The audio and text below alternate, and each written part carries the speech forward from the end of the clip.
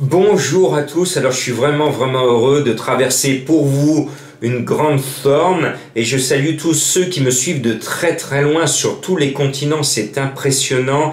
Merci de tout cœur de votre fidélité. Vous voyez, je bosse comme un fou, j'ai multiplié par 4 ou 5 mon travail, je passe des heures et des heures à vous chercher les bonnes informations et c'est payant et je salue à ceux qui s'abonnent régulièrement ou de temps en temps, c'est à vous de voir, une semaine, un mois, 6 mois, un an en fonction. Et pour ceux qui sont abonnés, pour ceux qui tentent l'abonnement, sachez que je décortique tous les chevaux du quintet sont tous décortiqués. On va à la pêche au tocard, on essaye d'étudier ensemble les chevaux qui pourraient manquer à ma sélection, qui vous permettent de rajouter sur vos jeux de combinaison. Il y a le course par course, il y a des vidéos bonus, voilà, comme ce jeudi, je poste pour mes abonnés une vidéo bonus sur le papier très précis de ce jeudi. Bon. 5 sur 5 ce mercredi, 5e événement de suite. J'ai donné samedi le tiercé dans l'ordre, dimanche tiercé écarté en 6 chevaux, lundi tiercé écarté, mardi tiercé écarté et ce mercredi le tiercé, le quarté, le quinté. Voilà un quintet un peu bizarroïde. J'ai bien fait de vous donner Darshan puisque je vous ai dit que les Thomas avaient visé la course et Darshan il m'avait plu et c'est l'une de mes méthodes. Quand j'ai ouvert le journal, Darshan m'a plu parce qu'il a un nom de galopeur je me suis dit tiens, et je l'ai senti tout de suite, c'est ce qui s'appelle l'intuition. Et bien Darshan est deuxième, écoutez votre petite voix. Bon, on va sur un joli quintet à Compiègne. J'espère qu'on va aller sur le 6e événement de suite. Chiche, on y va. Pour cela, j'ai cassé ma sélection. Initialement, j'avais mis Sous les nuages en tête. Et puis finalement, je me suis laissé porter par l'enthousiasme d'Eddie Ardouin, le jockey du 12 Lionel, qui était mon coup de cœur la dernière fois. Vous vous en souvenez, il était à Bellecote.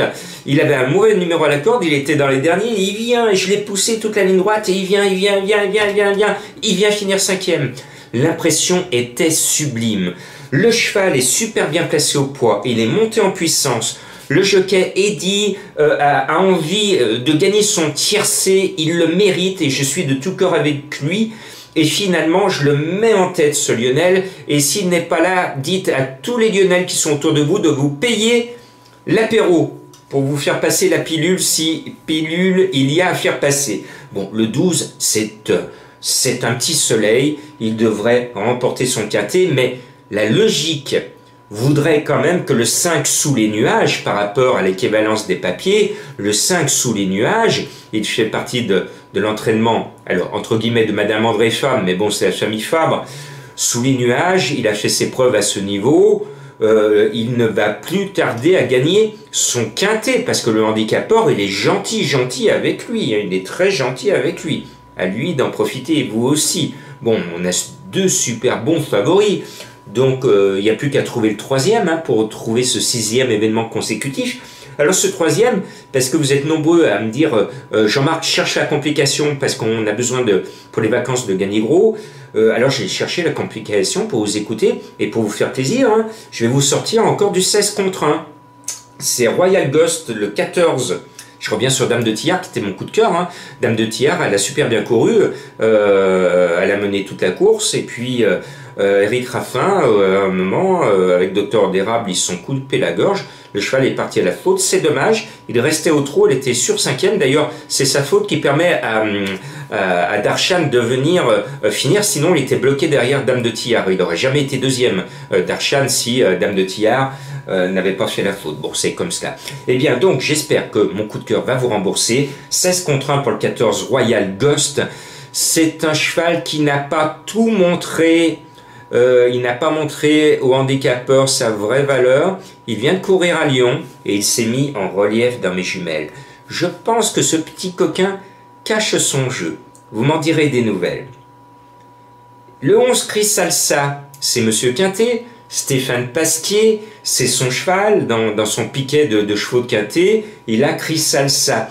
Alors vous allez me dire, Pasquier, pour les fans de Pasquier, eh ben on y va, on le joue à cheval, mais continuez votre logique. Mais moi, je pense que Stéphane Pasquier, il sait que c'est un cheval, c'est son cheval de quintet régulièrement. L'animal vient de gagner, s'il gagne son quintet après, le cheval sera barré au poids. Donc moi je ne crois pas trop en sa victoire, mais c'est une très belle chance pour les places. Et puis Lord Wellington, il a un problème de distance. Un coup c'est trop long, un coup c'est trop court. Là c'est un tout petit peu trop long. Donc je suis moins chaud que mes confrères avec le 2 Lord Wellington. Mais c'est un poulain de qualité. Il est chargé. Moi je ne le vois absolument pas gagner. Mais il peut finir 4-5. Voilà. C'est pas un coup sûr dans les 3. Attention, même si vous voyez que mes confrères sont beaucoup plus confiants que moi sur ses chances. Et puis on va écouter Madame Colombo qui a brisé un tout petit écart avec éclair de Mirel qui était favori. Hein. Elle nous met le 3 Go with the Wind, aller sous le vent, et c'est bien sous le vent avec sous les nuages, c'est très très bien. Donc elle m'a inspiré ce numéro 3. Et je pense qu'elle n'a pas tort parce que le cheval a de très très belles lignes face à des chevaux classiques. Et à ce poids, ses chances sont tout à fait raisonnables. La cote est sympatoche tout plein, 15-19 contre 1.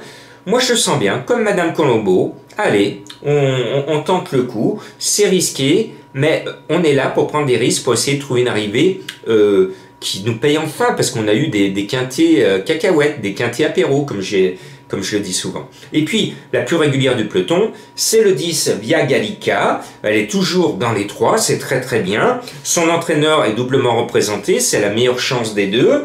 Voilà, donc certains font leur favori. Pour moi, je tire la sonnette d'alarme. Le cheval n'a pas montré sa pointure à ce niveau-là de gros quintet. Alors on est peut-être à Compiègne, mais on est à l'équivalent d'un quintet à Longchamp. Et Via Gallica, pour l'instant, je suis sceptique sur sa pointure.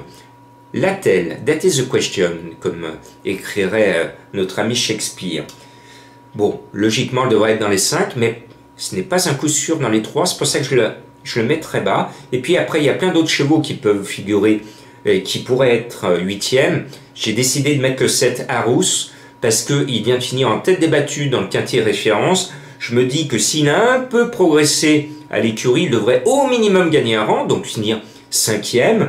L'entraîneur est en forme, redoutable souvent, mais Boudot n'est pas dessus, puisque Boudot est sous les nuages. Voilà, il plane, ça plane pour lui. J'espère vous donner, grâce à cette sélection, mon 6e événement consécutif. Chiche!